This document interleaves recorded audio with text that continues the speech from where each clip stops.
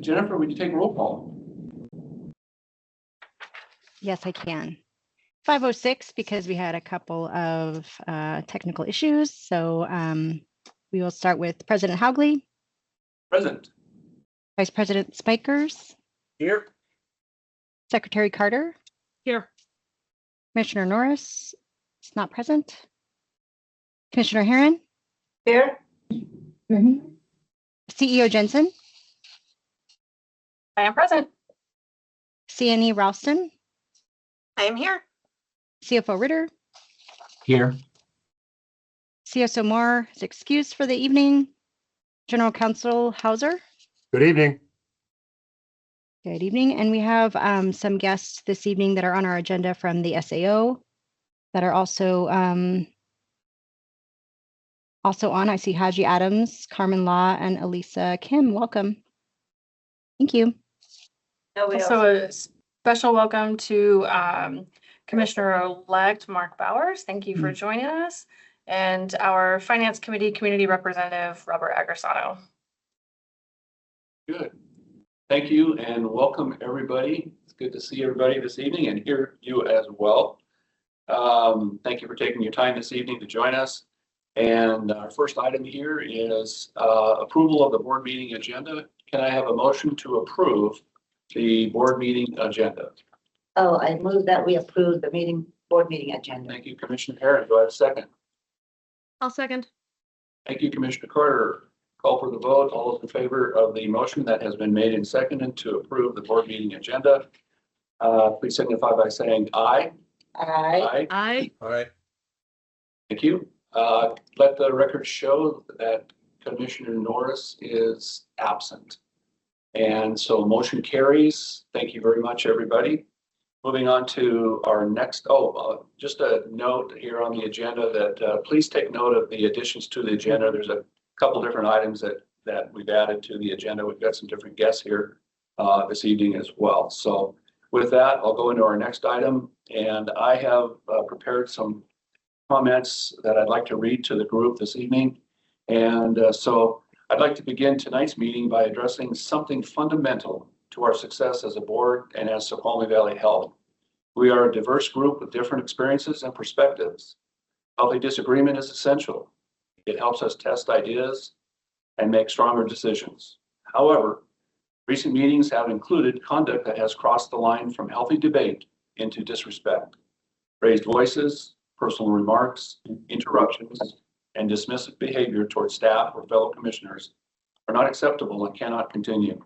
Civility is not about avoiding hard conversations. It's about engaging with professionalism, respect, and integrity. Every person at this table and every member of our staff deserves to be treated with dignity. When we focus on issues rather than personalities, when we listen as carefully as we speak, and when we manage our tone and words, we uphold the standards expected of public officials. Our mission: to empower individuals to live boldly by offering innovative, accessible healthcare that prioritizes wellness, fosters community, and fuels adventure. Depends on how we function together. Disrespectful behavior erodes trust, not only among us, but with the staff and community we serve. Each of us carries the responsibility to model civility and accountability. As a board, we are united in setting and upholding these expectations. Therefore, beginning tonight, we reaffirm the following. We will focus on our discussions on facts and issues, not individuals. We will maintain decorum and professionalism in all interactions during meetings and outside of them.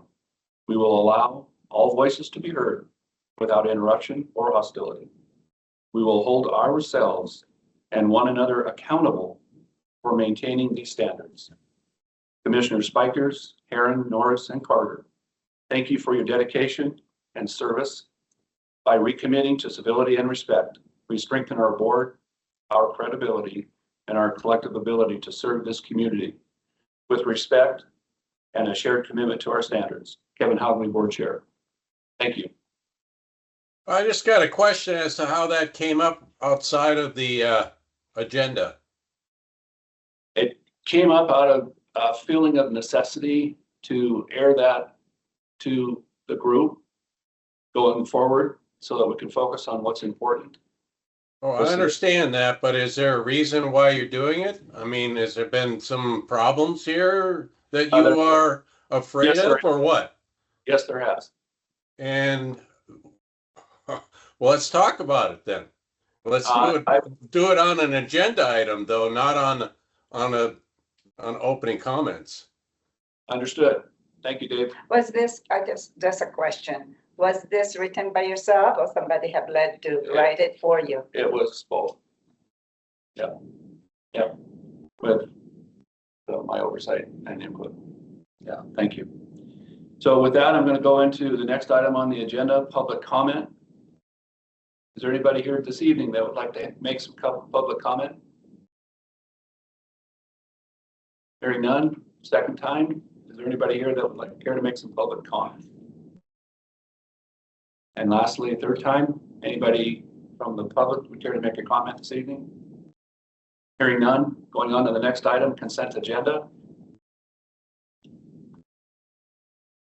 Do I have a motion to approve the consent agenda? I move that we approve the consent agenda. Thank you, Commissioner Carter. Can I have a second? I'll the second. that. Thank you. Commissioner Herron, thank you very much. The motion's been made and seconded. Go ahead and call for the vote. All those in favor of the motion that has been made and seconded, please indicate by saying aye. Aye. Aye. All right. Thank you. Opposed? Let the record show that Commissioner Norris is not in attendance. Thank you. Next on the agenda, we have a patient story. Tricia Ralston, you have another great story for us. I do. Thank you, Commissioner Hagley. So this is another fun one. So this is about our team here. So we had our DAISY Awards last week, and I'll describe what that is. The DAISY Foundation was created in 1999 by the family of Patrick Barnes, who passed away at just 33 from a rare autoimmune disease. During his 8-week illness, what stood out most to his family was the extraordinary compassion and care shown by his nurses. In gratitude, they created the DAISY Award to honor nurses who go above and beyond. What began as one family's thank you has grown into a global recognition program. On November 14th, SVH was proud to present this award to Irene Mburu for the second time here. And here's what the patient shared. I have spent the last 4 years waiting for my hip replacement, during which I underwent 4 surgeries, endured massive bouts of pain, and was limited in mobility. After surgery, I went to SVH for rehab and met Irene. She listened, showed true empathy, and did her absolute best in trying to help me minimize pain and make me comfortable. Her response time and efforts to reach solutions quickly was impressive. All the while, her sense of humor helped keep me cheerful and positive. She is a model nurse and a wonderful human being. As a DAISY honoree, nurses receive a number of special benefits, scholarships, certifications, but also the Healer's Touch sculpture, which is this beautiful sculpture. We'll put a picture in the next board report for you all. It symbolizes the bond between nurses and their patients. Each one is hand carved from serpentine stone by Shana artists in Zimbabwe. Through their partnership with the DAISY Foundation, these artists support their local communities, creating a global ripple effect on healing and gratitude. Another piece of the DAISY Awards are cinnamon rolls. It's a DAISY tradition. During the illness of Patrick, he had lost his appetite until one day he asked for a cinnamon roll. It became a comfort item for him, and he made sure his nurses had one too. So Chef Blake provided cinnamon rolls during our celebration. We share them in the same spirit to thank Irene and other nominees and the entire team to celebrate teamwork in nursing and to remind you that even when you're just doing your job, your impact is lasting and profound. So on behalf of all of us at SVH, we thank every nurse for their care, compassion, and commitment. Thank you very much. Thank you. Next is the Commissioner Business. Renee, did you want to go ahead and lead that in, or Patrick? Yeah, I'll turn it over to Patrick for the state auditor presentation. Thank you. Yeah, it's Haji and Carmen and Alyssa are here from the SAO office to do the initial kickoff for the 2024 audit, State Auditor's Office. So Haji, if you have your presentation, please go ahead. All right, great.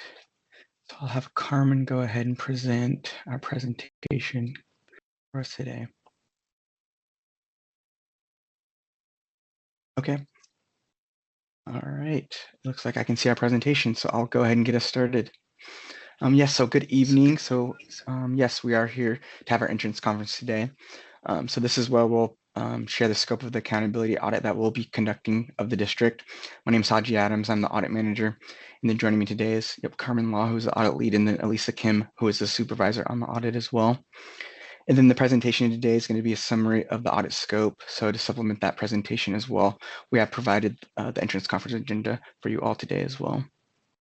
So we can go on to the next slide. All right.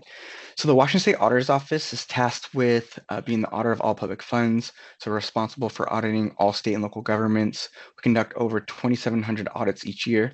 So on this slide, you'll see the different types of audits that we do conduct, with accountability, financial, and federal audits representing those that we conduct the most. And like I mentioned earlier, we do plan to conduct an accountability audit.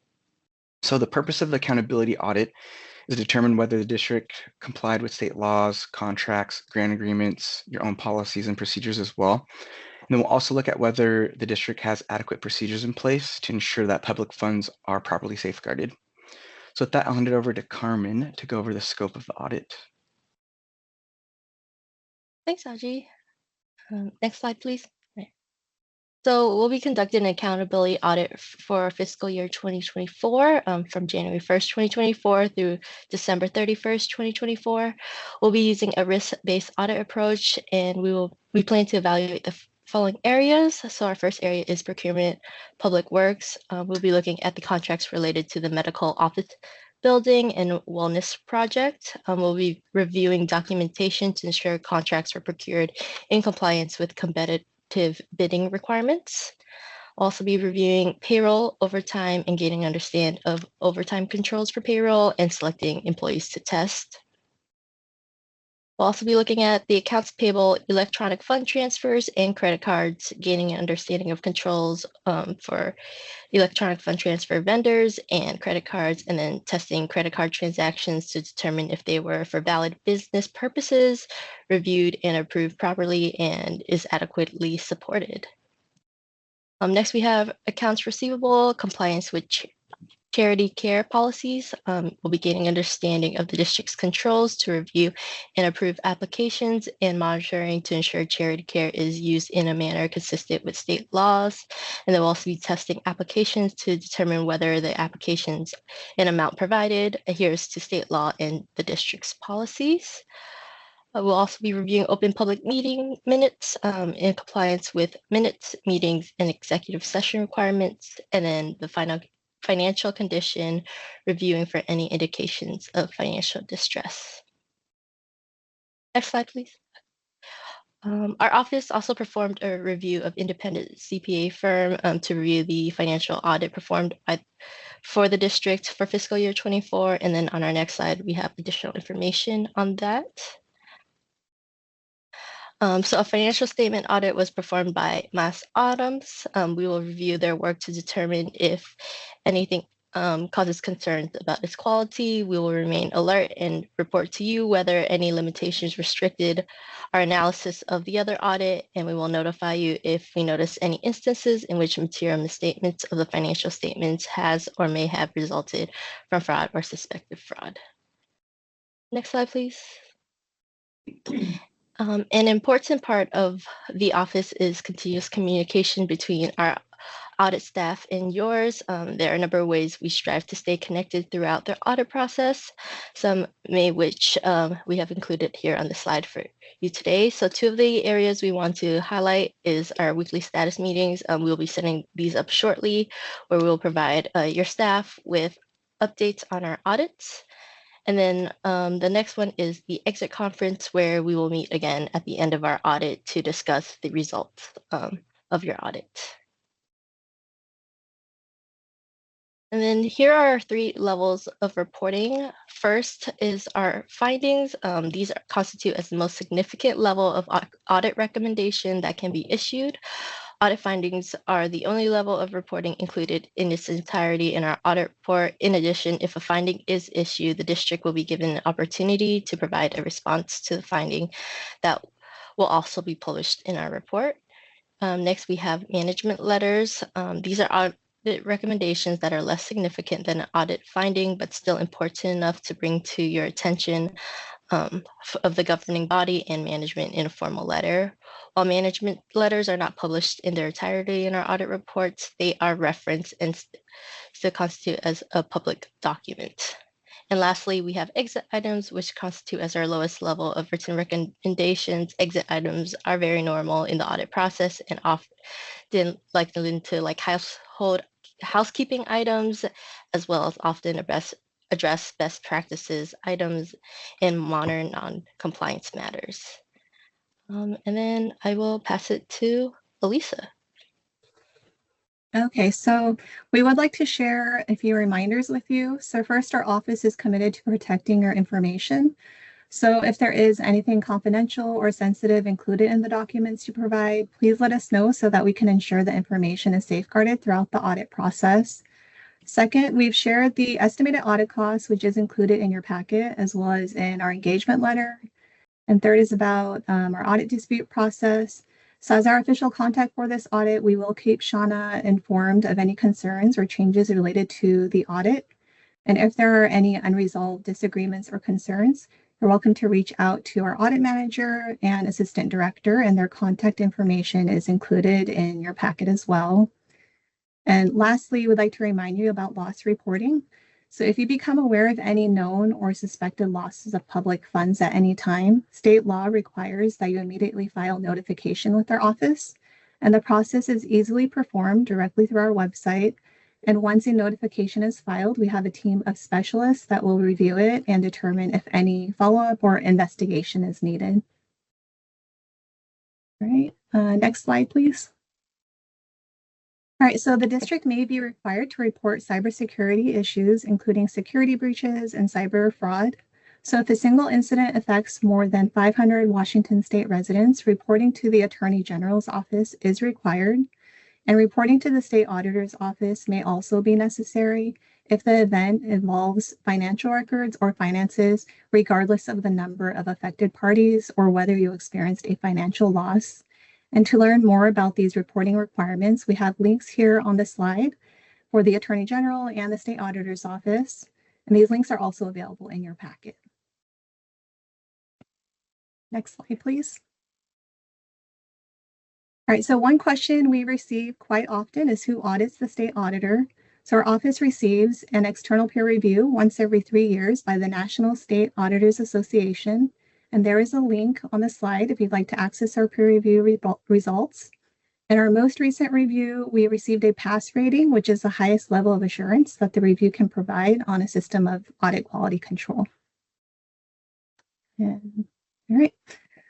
There are some complementary services that a couple of our teams provide to local and state governments. So we have the local government support team that provides a wide variety of accounting, auditing, and reporting technical assistance to governments. And the Center for Government Innovation, and this team helps local governments to find ways to become more efficient and transparent. And on the next slide, we have some services that are offered include cyber checkups, lien services, team building, workshops, as well as financial analysis tools. Yeah, next slide, please. Okay, so we also wanted to share that this is Fraud Awareness Week, which is a global campaign led by the Association of Certified Fraud Examiners and highlights the importance of fraud detection and prevention. So depending on your role, your organization may look to you to help lead the conversation. And here are some resources on the slide that can be helpful. So we have information through our social media channels, as well as articles posted on our website, on Audit Connection blog, and as well as there is the Fraud Week site that you could go to as well for more information. And that concludes our presentation. So at this point, we'd like to open it up to see if there are any comments or questions you might have about the audit. I do. I know this is David Spikers, and thanks for coming out here and sharing all of your insight. I know every year the auditors tend to focus on certain things, and just to kind of do a, I know we had like specific cash a few years ago. They audited the amount of cash that we received in our coffee shop. And so do you have any plans like that to do that this year? We didn't have any plans to review that area. We do Not rotate. specifically that area, but I'm saying, do you have any plans to do specific areas, anything like that? So the areas that we will be reviewing are the ones that we presented on the slides for the 2024 audit. Okay. Mhm. Thank you. Yep, you're welcome. Good question, Dave. Thank you. And thank you for the response, and thank you for all the engagement that you have. I enjoyed my conversation. Question. Yeah, go ahead. I wanted to ask a question. Is this available for the public to review as well? And if so, what's the process? So an audit report will be published at the end of the engagement with the audit results. And then when the SAO audit publish it, they let us know, and I send that information onto the board when that happens as well. And it's a link that the public can go to and see that website and see, you know, that fantastic of no findings rating that you get. You know, that's as exciting as accountants get. So we look forward to getting that rating. Yeah, okay. On the levels of reporting, one of which says exit items.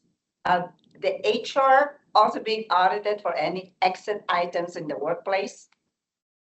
So one of the specific areas of focus on the slide, Emma, that they presented was payroll and overtime. So yes, that would, if there were any items specific to that they would address that did, if it fell below findings, then they might have some comments for us to do, and those are kind of areas of focus for the next year to make sure. So when the auditors come back and they take a look at, you know, have you addressed any issues like that when they do their follow-up audits every year.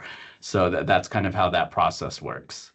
And Emma, what is meant by exit is the state auditors exiting when they do their exit interview or when they do their exit conference with us. Those are the comments they provide during that exit. It is unrelated to an exit interview with HR. Okay, so we do not present any kind of other reporting to audit any of the policies that we are doing? Economic. No, so that's part of control. So they look at policies on their area of focus as well. So that's what they mentioned. They make sure that we're not only following the external WACs and regulations, but also are we adhering to our own internal policies? Okay, all right, that's fine. Thank you. Thank you.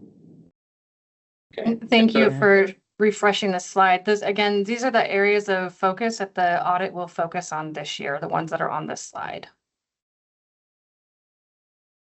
Correct. Thank you. Thank you guys so much. Yeah. We really appreciate your professionalism and engagement with our team. You're welcome. Have a good rest of the day. Thank you. Yep. See you later. Alrighty. Bye. All right, bye-bye. Okay. And congratulations to the whole finance team and everything that you do to keep us in the straight and narrow there. And let's move on to our next item here. I am on the board of WSHA, and I have shared with a few of you about these some of these different educational videos.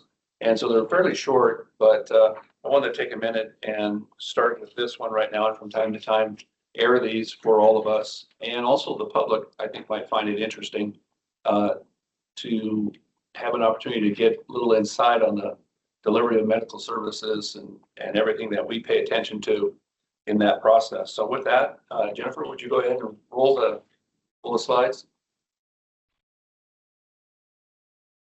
Welcome to an educational short from the AW PhD and WSHA Governance Education Program.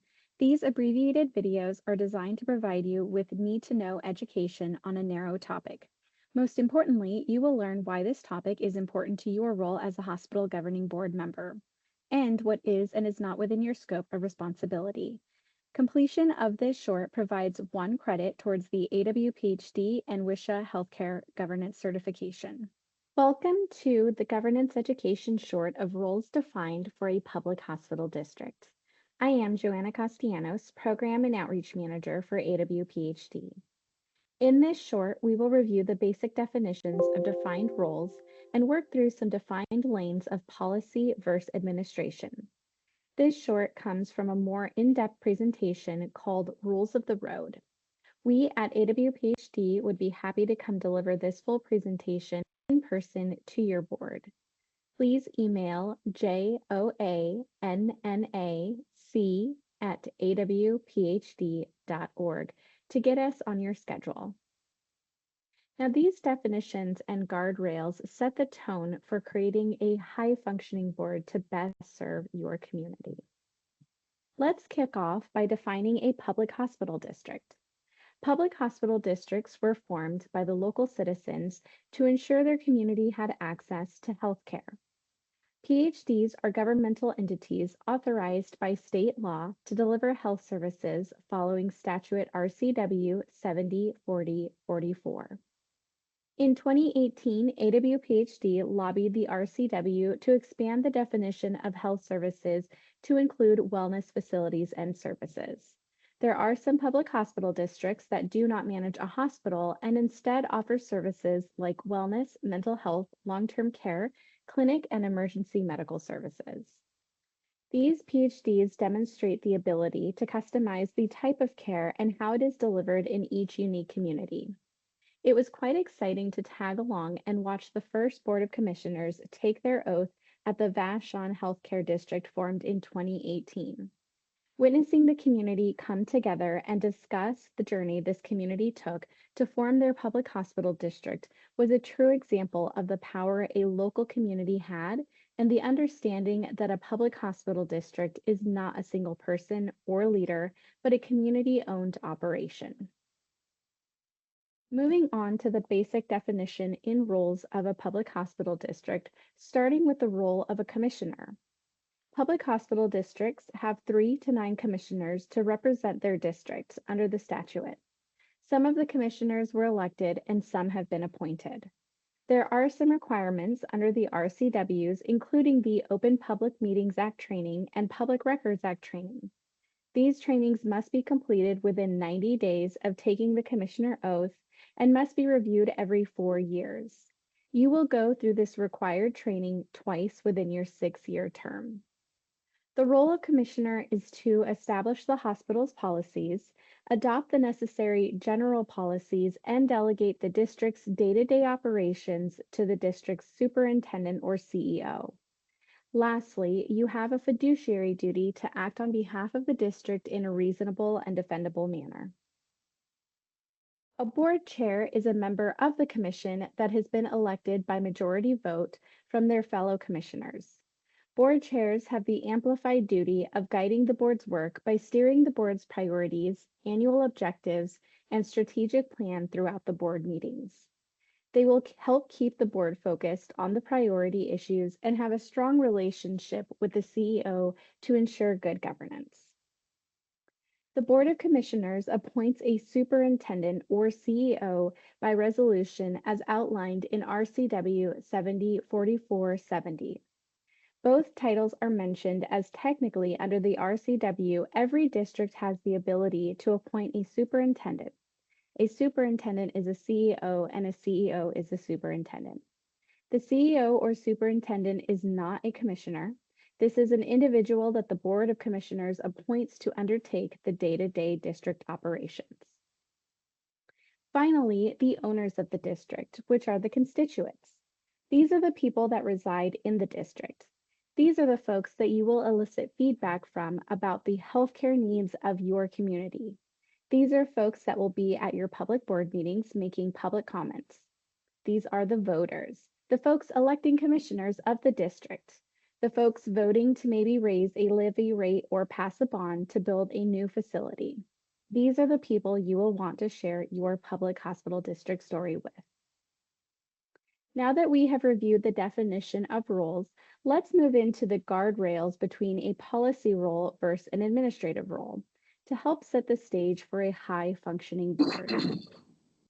To start, let's hear from Bruce Williams delivering an elevator speech of what a commissioner role is. Bruce is from a high-functioning board serving at Cascade Medical Center. As commissioners, we're essentially like the board of directors for the hospital. So we are not involved in any of the operational details. We work with the CEO on addressing the more strategic, the policy, the most important budget issues. So our job is to stay at a strategic level, essentially to bring different perspectives to help the CEO address the most important issues facing the hospital, which could be policies, it could be addressing community needs, it could be the performance of the CEO, and that's where we operate.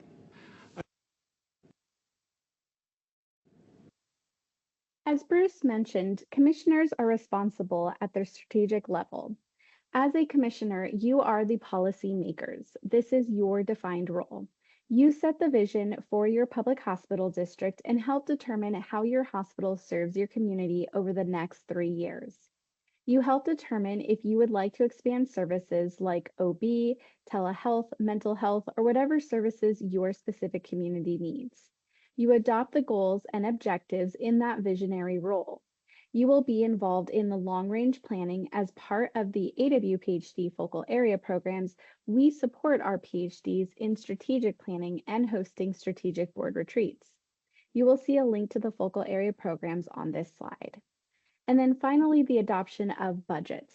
Every year, you will be asked as a commission to demonstrate where the money that you collect from your taxpayers goes and explain how you can apply it to your mission, which is to provide healthcare for those that live within the district.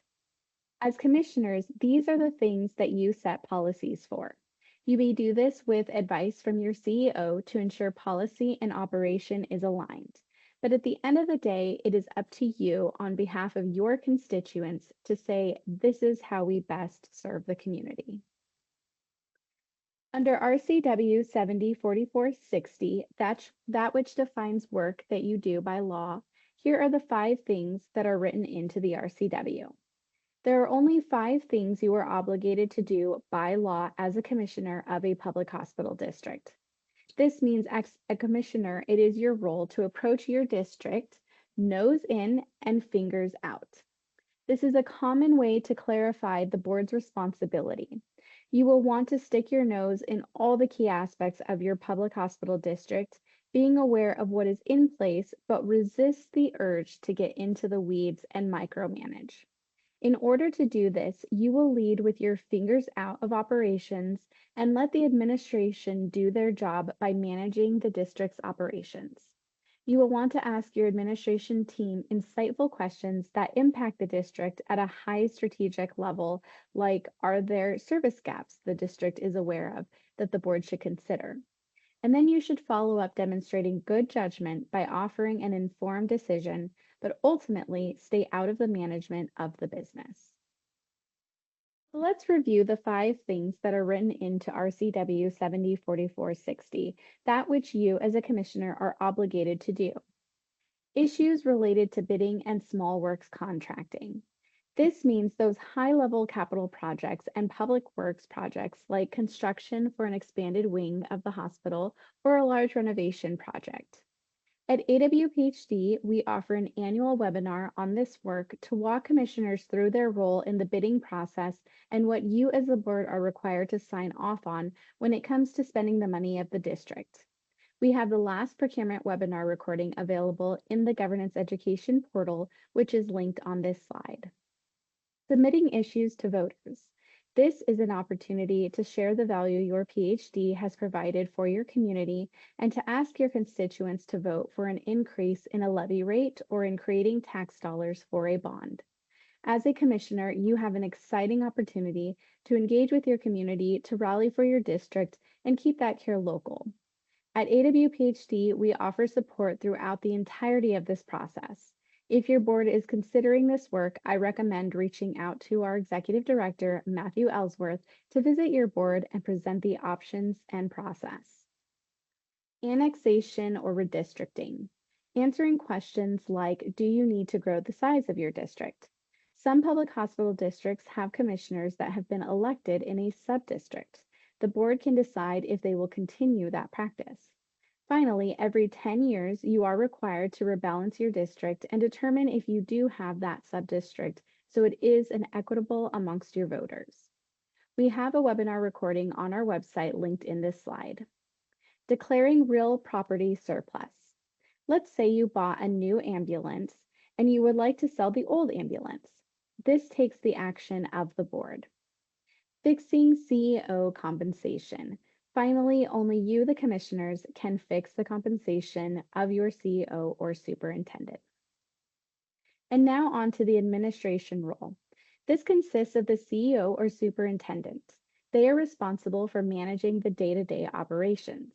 They make those day-to-day decisions, including the execution of strategic initiatives.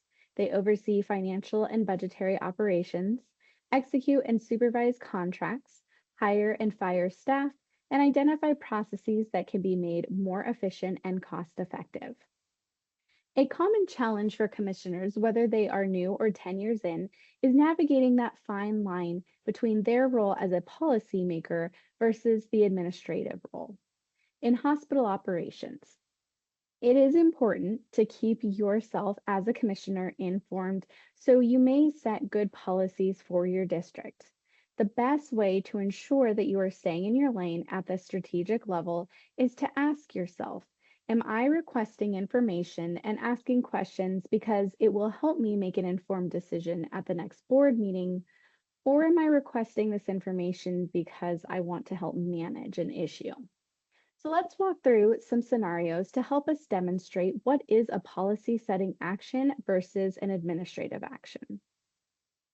Whenever a statute is updated, like the Hospital Staffing Committee, RCW, the board's role is to ensure the district has adopted policies consistent with the state's requirements.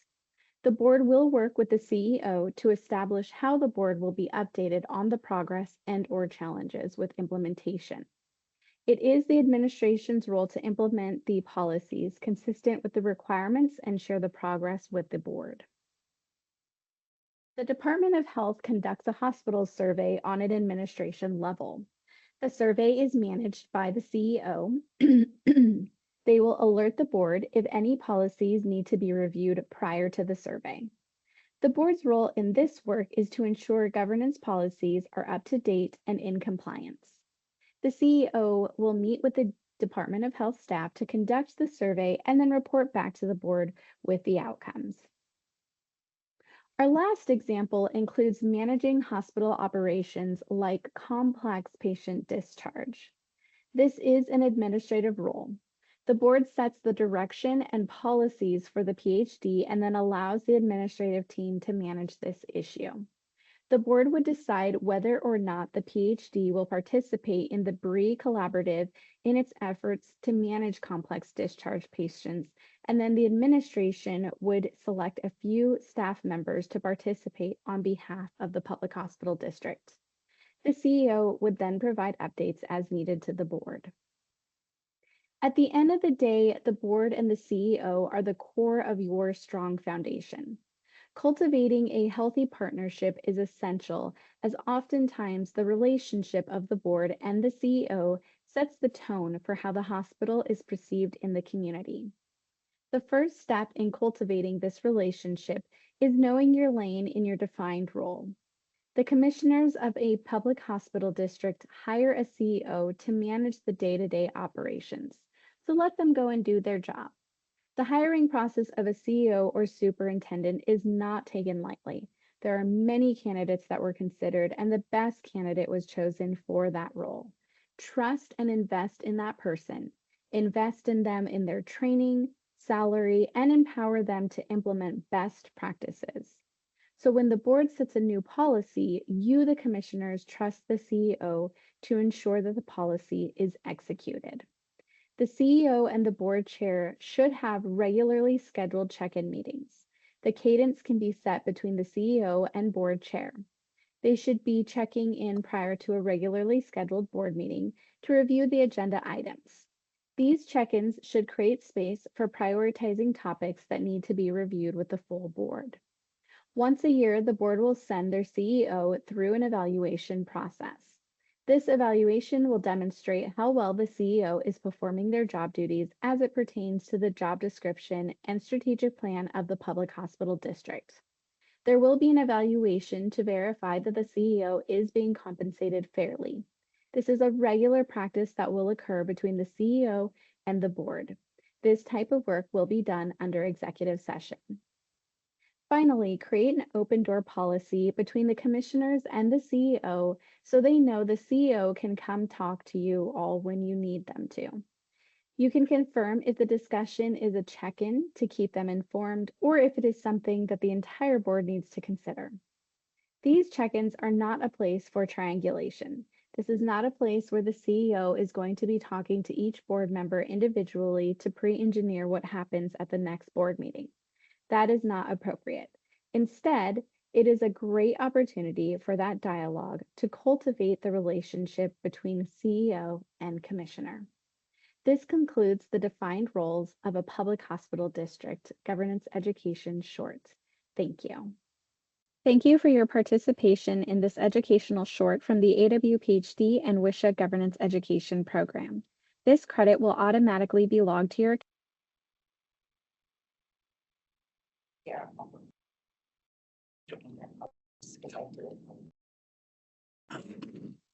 Thank you very much.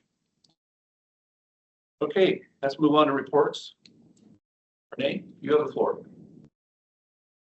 Fantastic. There has been a ton of good stuff going on. Before I jump in, a reminder to the commissioners that there are many of these credits available. We just showed you the short one tonight at Kevin's request, but these are all available online and you can become certified. And I would encourage all of you to, Commissioner Carter has done this certification. It requires several hours of education and then documenting that time.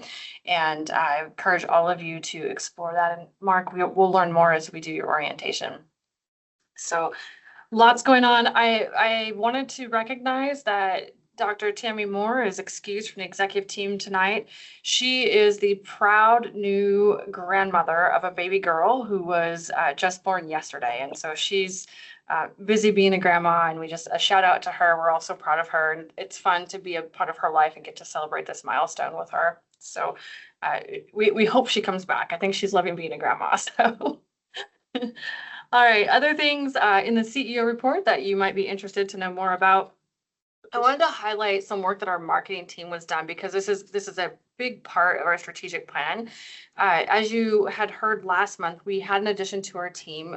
Kelly Bender has joined us. She came from the University of Washington and has a ton of experience in community outreach as far as connecting services to other providers. So we strategically hired her to help our new specialists build their practices faster and to gain market share that we illustrated in our feasibility study for the hub. So this month, Kelly took Dr. Young, who is our newest neurologist, and they did 14 office visits. Dr. Shaw did 16 office visits, and they were all around our service area, including North Bend, Snoqualmie, Issaquah, and Red Bend. She's also been joining our emergency department manager and doing some visits to EMS and outlying emergency services to gain some additional transports and knowledge about our facilities. So shout out to Kelly. I heard great things about how well she supports our team and how comfortable they are, and she's just fabulous. So a huge addition to our team, and we're very thankful for that work, a big part of our strategic plan. So thank you to her. Our volunteer program, I don't know, this is a really new program. Not sure if you know, but one of our staff members who is kind of an up and coming leader for us, Anna Wright, is heading up the volunteer program. We currently have 16 volunteers, and she is working to add chaplain services to that volunteer mix as well. So thank Anna for her leadership for that program. You'll notice that our volunteers are greeting our patients and our visitors at the front door, giving them directions and helping with odds and ends projects around the facility. So lovely to speak to those volunteers and to welcome them to our team. And David, thank you for mentioning the North Bend Clinic, and also thank you to Kevin for coming to our ribbon cutting. It was so well attended that there was standing room only. We had tons of community members come out in support of that. And in addition to cutting the ribbon and celebrating the opening officially of our new clinic, we welcome Dr. Oh gosh, now I'm gonna forget her name. I'll come back to it. Pasupalani. She's I practiced her name a million times too. She came out with her family to welcome our community, and she'll be joining us in January. Also in my report, you'll see a huge shout out to Chantal Postgalone, who has just had fabulous reviews all over social media about how great she is of a provider, and people are so happy to have her out there in North Bend. We just are celebrating having these great physicians out there. We also honored 2 of our staff members during the ribbon cutting ceremony, Alyssa and Lauren, who both are leaders in our clinic, and they received the very coveted CEO rocks, one for each of them, which is basically kind of, instead of getting 1 rock for each core value, they are being honored for all of the core values that they represent, for their hard work in getting the clinic up and going, taking on extra duties, and just assuring that that went very, very smoothly. So a shout out to both Alyssa and Lauren for their great work. On the finance and human resources team, this is another team that works behind the scenes quite a bit to make sure we are very successful. But this weekend, we are going live with a new HR, payroll, and timekeeping system. May not sound like a big deal, but hundreds of hours have gone into preparation for this. And we have team members on call and on standby for this weekend to make sure that everything goes smoothly. And throughout this process, it has helped us really do a better job of making sure that our all the T's are crossed, and all the I's are dotted, and that all of our systems are operating smoothly and like we expect them to be. People are getting paid appropriately and accurately. Very, very important part of the function that we do here. And as the audit season is here, it even makes me more thankful that Shauna and Julie have taken a ton of time to make sure all of those things are in order for us. So thank you to them. So gosh, tonight I feel like we're just celebrating our staff, but it is one of the most important resources we have and the great work that they do. A shout out to our lab team. So notice in my report that the lab team had the single highest month for patients served. They saw 731 outpatients, which is tremendous.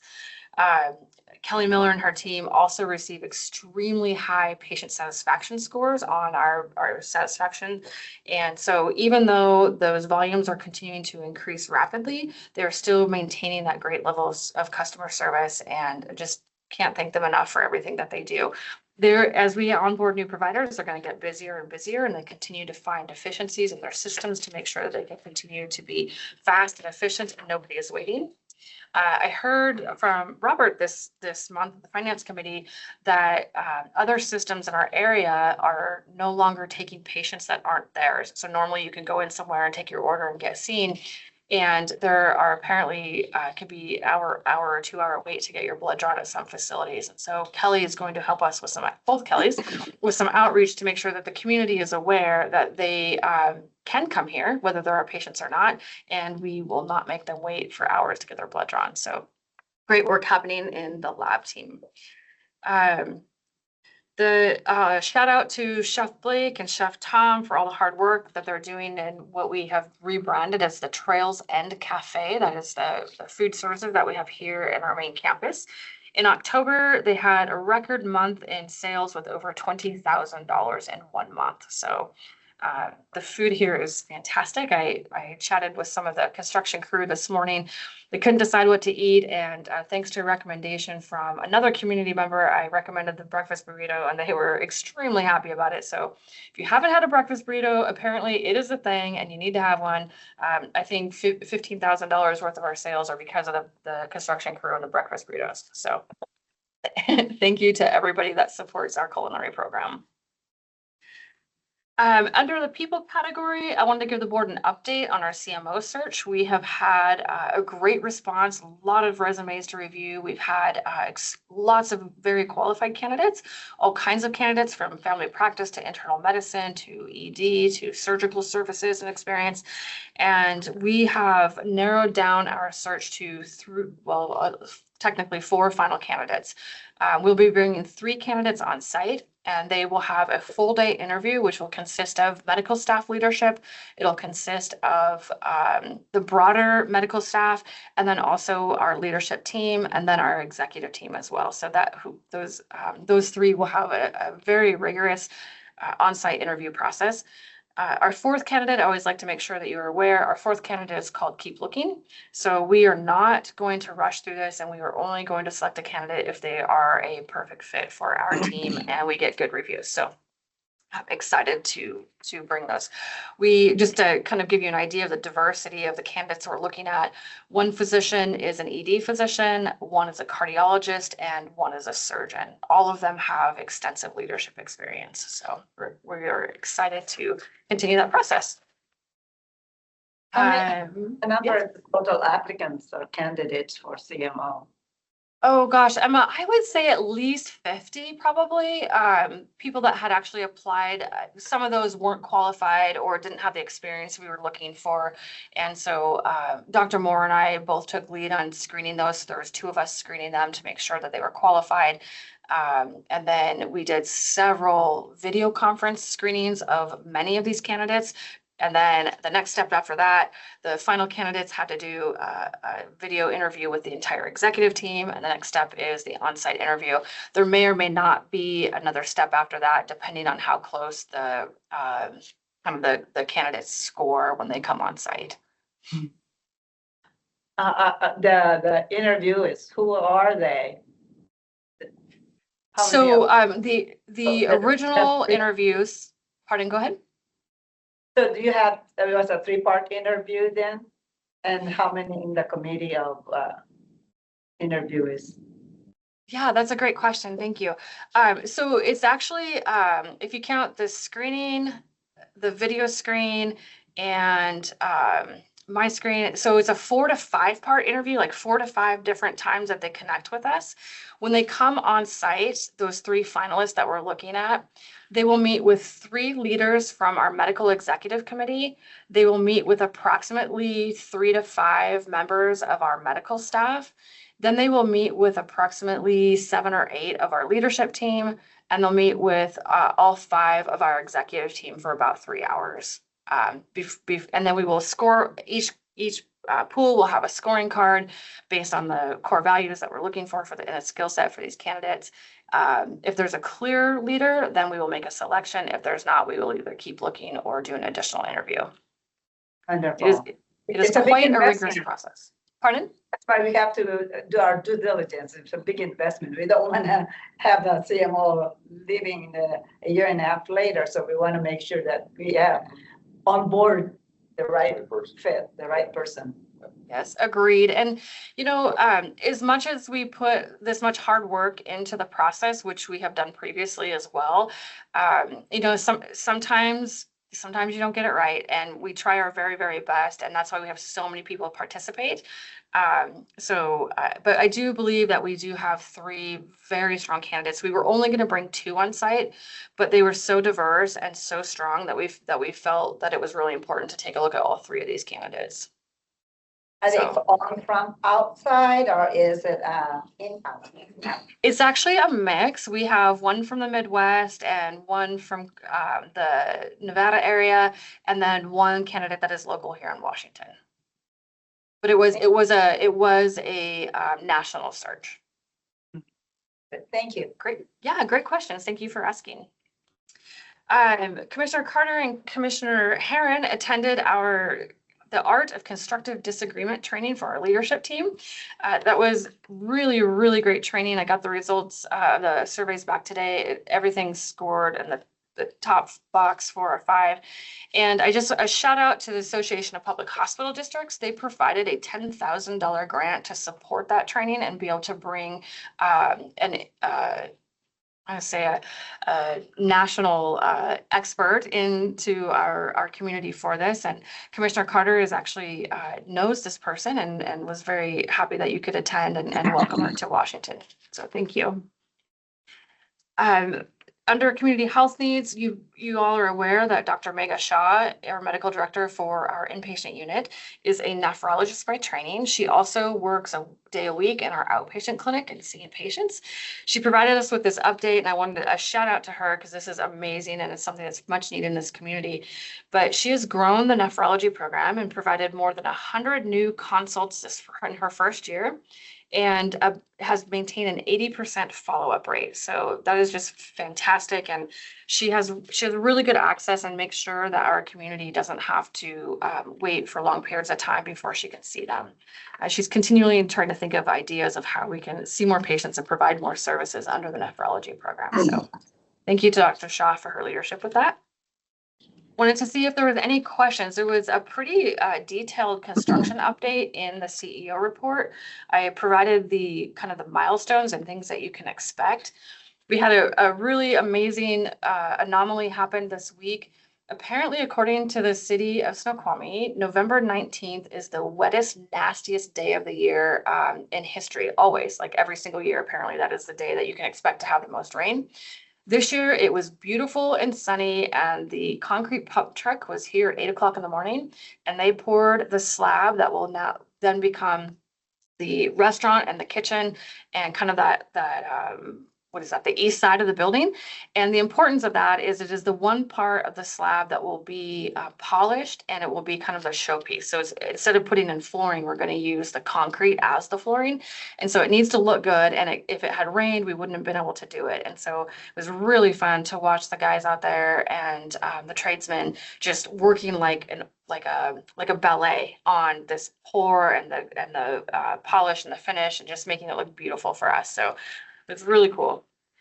There's also they poured a sample slab as well, and so they're testing out different grinds and different finishes and making sure that it's going to look really great for Chef Blake and his team. So, Question. and then go ahead. Yeah. So on the good weather and that we've had for the most part all fall, all autumn, is that saving us any money in the construction process? Do you know, or is it in stone and we don't save anything? And yes, it can. So one thing that it does is we don't have any we don't have extra like runovers, because we're not trying to mediate water runoff, or we're not trying to deal with different soil conditions. And so what it has done is it has, I don't even want to say this out loud. I'm going to knock on wood before I say it. We are about a week ahead of the construction schedule right now because of the weather, which can lead to some savings and some efficiencies. So that has been very, very fortunate. With that in mind, we're hoping the good weather continues, because Santa is bringing steel for Christmas. So about December 2nd, you're going to see a big tower crane installed. It is huge, and it will be the thing that will help bring the steel up. So December 22nd, the steel arrives and we start to go vertical. From there, the last beam for the steel is going to be set in early January. And the last beam, there's a tradition in the trade that you bring the last beam in, and they put a Christmas tree on it, and they put it in place, the last part of the building that they're building. We're going to bring it in early. We're going to paint it white. We're going to have a beam signing ceremony. Everybody can write their name on it. And when we put the last beam in place, we'll make a big deal and celebrate the last piece of steel going up. So it might be cold so in January, but it is what it is. So anyway, lots of fun stuff ahead on the hub. I think the community is about to just like all of a sudden go, wow, what's going on over there? Once it goes vertical, people will really start to be able to see it. So, any questions on the hub? All right, and then last thing I wanted to bring your attention to is just the tremendous amount of work that is going on in the fundraising arena, both through the foundation and the capital campaign, as well as our legislative asks and our grant work. To date, we are celebrating that we received a $3.1 million appropriations from the state of Washington. We also were notified that we received another $1 million appropriation from the feds for our district. And just this week, the budget's not passed. I probably should knock on wood, but we were included in the budget for King County for another $1 million to support our trail connection for the hub. So $5.1 million in fundraising that has been recognized. We have several other large grants and requests out there for the 2026 year as well. So that I don't know if you remember one of the board meetings where I showed you where the funds were going to come from and how much was going to be loans and how much was going to be grants. We assumed around $1 million in grants, and we have far exceeded that expectation. So that allows us to, some of those areas of the project that we were on the what we call the value engineer list. So we're going to shell it and build it out only if we have enough money, or we're not going to do that unless we have enough money. This will allow us to essentially what we call buy back some of those areas as the project goes along. So super excited about that. Dick is not committing to any areas that we can buy back right now. He wants to make sure that we make sure all the fundamentals are covered before we start releasing any of those alternatives to the project. Renee, congratulations. Thank you. It's a team effort. I couldn't. Yeah, I can't do it without the team. They support me with the document writing and the scheduling and all those things. It takes everybody. Yep. But we are all happy together. Emma, did you have a question? We have a grant writer that was coordinating with us as well from the AWPHD. No, Patrick and I mostly write all the grants ourselves and do all the requests ourselves. That's 100% our work. Very good. Thank you. Yeah, the grant from AWPHD was a grant that I wrote that I requested for to support the training and education for our staff. So it was $10,000 that was gifted to us from AWPHD. Great, thank you. All right, with that, I would entertain any other questions that you might have about operations or anything else in the CEO report or otherwise. I've got a couple quick questions. Yeah, great. Who's the liaison for the Redmond DECA? There's a reference to Redmond DECA as we're helping the Redmond DECA folks. Redmond High School DECA partnership. Yeah. Great question. Do any of my leaders, let's see, Nicole said, oh, Kelly Bender. Of course, Kelly does everything. So Kelly and Nicole, it sounds like are leading that project and the outreach. Thank you both for that. Oh, that's unusual to see something like that. Great. I just was kind of curious. The second question is kind of a fun question. I was looking at the Halloween costumes and someone had a hockey helmet on. Who plays hockey? Oh, I know that. That was Brendan. That was Brendan. Yeah. Also, Lisa Childress, also our rehab manager, she also plays hockey. She is tough. She might look really nice, but she is actually pretty spicy. So. Just kind of curious. Thanks. Everybody knows that I'm a scout leader. One of my scouts, who happens to be our senior patrol leader, which is like the president of the scouts, he is one of the volunteers, and he's having a wonderful experience. And so I wanted to thank the folks that are running that program. And then another just mom friend of mine also reached out. Her child is one of the volunteers as well. Thank you. I've been receiving asks from parents for a long time about getting their teens in there, and it is wonderful that they have that experience. Thank you so much for opening up the doors to our young leaders. Thanks for the feedback on that, and thank you to Anna Wright for having the drive to make sure that we could say yes and figure out how to say yes, because it took a little bit of navigating, but she did a really good job with that.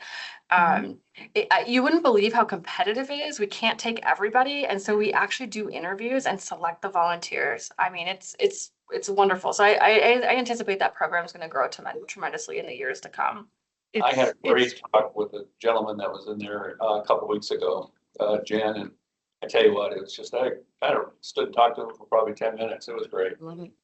It's very impactful. You know, the young man that is in my scout troop, he wants to go into medicine, and he is using this experience to help him pick an area of study. You know, like, it's remarkable. This is a young man. He's, 17 years old, and this is going to inform the rest of his life. So thank you. Of course, it's our pleasure. It's important to continue to support our future healthcare leaders and providers. So, and especially if they're in our own community, even better. Right. All right. If there aren't any other questions, we will bring up the dashboard for the board, the strategic plan dashboard, our key performance indicators. We have opened the North Bend Clinic 100%, and it has been a huge success. So we will check that one off as complete.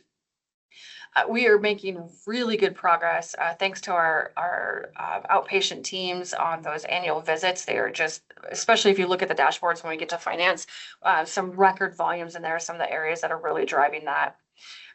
Not so good graph there on the financial stewardship. We will go through that in the finance as well. We do expect that to right side with some of the grant funds that are coming in. And then of course, when we do the audit and cost report, the accounting makes that look really terrible, but it's not as terrible as it looks. And Patrick will explain more. Health system of choice, we continue to exceed our expectations here.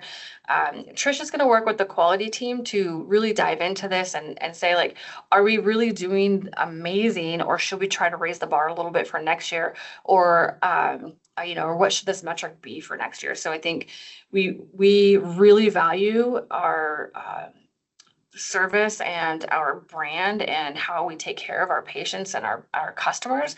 And so this is probably going to be a goal that you're going to see again for next year's KPIs. And then our team, look at that reduction in turnover. I am amazed. This goal, I believe you will see again for next year as well. The more staff we hire, the harder it is for this first year turnover rate to continue to stay below that 30% mark. So we are really, really happy to see that trend starting to happen. Thank you to our HR team. And what is the total FTEs do we have currently? The number. Patrick just looked that up. 320. It's FTEs? 300. It's 322 individuals right now. So what that FTE translates out to, let's see, we have here. 322 people, 322 heartbeats. Yes. Where were we last year? Do you know? I'll tell you what, Emma, I'll buy Patrick some time while he can look those things up for us. And see if there's any other questions on this dashboard. We'll be working through the finance team to help kind of guide what that financial stewardship goal will be for next year. We have some really good ideas to present. We'll continue with the outpatient visits for the community health, because that really is a way, it's not about the number of visits as much as it is the impact to the community. And David, you always tell us, like, how many lives are we touching? How many people are we serving? This is a really good way for the board to continue to monitor that community impact that we're having. And then foundational element, that one, if there's something that the board is really passionate about, let us know. We have a couple of ideas to present to you, but I would love any feedback that you might have in that foundational element. Our plan will be to present the draft of these goals to you with the strategic plan next month in December, and then vote to approve them in January. So just a little bit of a kind of a foreshadowing on what to expect at the next board meeting or two. I have some ideas, and I may not be at the finance meeting coming Okay. up for the, so I'll draft these ideas. Sure. Because I think that, our financial picture might not be so good next year, but all of the other goals that we normally achieve should be on that radar. And we should maybe bypass the finance, start, the first part of that. In order to get to the other achievements, we have to normally we would have to pass the finance goal first. And so anyway, I'll draft that out and send it to you. That would be great, David. And we'll also follow up with you too, just to make sure that we can make sure your voice is heard at that meeting. It's not a final decision meeting. It's more just getting your input. So we'll reach out in other ways to make sure we get it. Thank you. I appreciate the time that you're going to take to do that. Renee, you mentioned about the grant. Do you not include it in the financial stewardship as well? Because it's really, like I said, it's really low. Yeah, so Emma, we can't recognize that in the bottom line yet, because we have not received the final notification that money is actually coming. So it's been written into law in both places, but we are doing, there is a lot of hoops we have to jump through to the different agencies that we have to provide data to, and drawings and insurance.